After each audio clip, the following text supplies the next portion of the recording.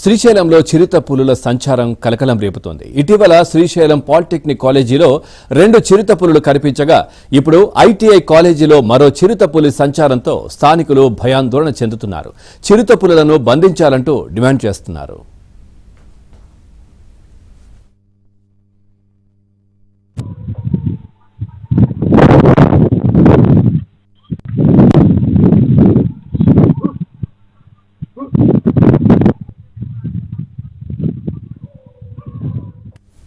రైట్గా ఇదే విషయానికి సంబంధించి మరింత సమాచారాన్ని మా కరెస్పాండెంట్ సుంకన్న అందిస్తారు. సుంకన్న,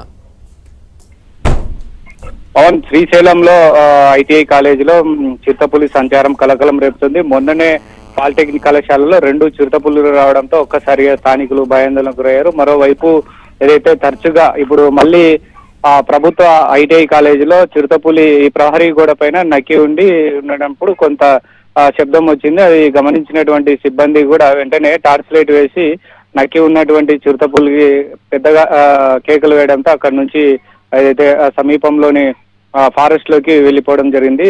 మొన్న పాలిటెక్నిక్ కాలేజీ, నేడు ఈ ఐటీఐ కాలేజీ వరుసగా ఈ సమీపంలో ఉన్నటువంటి కళాశాలలో కూడా తిరుగుతుండడంతో సిబ్బంది అయితేనే అదేవిధంగా స్థానికంగా ఉన్నటువంటి ప్రజలు కూడా భయాందోళనకు గురవుతున్నారు. మరోవైపు ఫారెస్ట్ అధికారులు కూడా రాత్రిపూట చిరుతపులులు సంచరిస్తున్నాయి కాబట్టి శ్రీశైలం ఔటర్ రింగ్ రోడ్లు అయితేనేమి, అదేవిధంగా కాలనీలో ఉన్నటువంటి ప్రజలు, అదేవిధంగా ఈ నల్లమల్ల ఫారెస్ట్ లోని కొన్ని ప్రభుత్వ కార్యాలయాలు, అదేవిధంగా కళాశాలలు కూడా ఉన్నాయి. సో వాళ్ళు కూడా అప్రమత్తంగా ఉన్నాయి. ముఖ్యంగా రాత్రి వేళల్లో చాలా అలర్ట్ గా ఉండాలి. ఒకవేళ చిరుతపులులుగా సంచరించిన విషయాన్ని కూడా మా దృష్టికి తీసుకొస్తే వెంటనే వాటిని బంధించేటువంటి ప్రయత్నాలు చేశామని కూడా ఫారెస్ట్ అధికారులు చెప్తున్నారు. మరోవైపు శ్రీశైలం వచ్చేటువంటి దేవస్థానం అధికారులు కూడా ఒకటే హెచ్చరిక చేస్తున్నారు.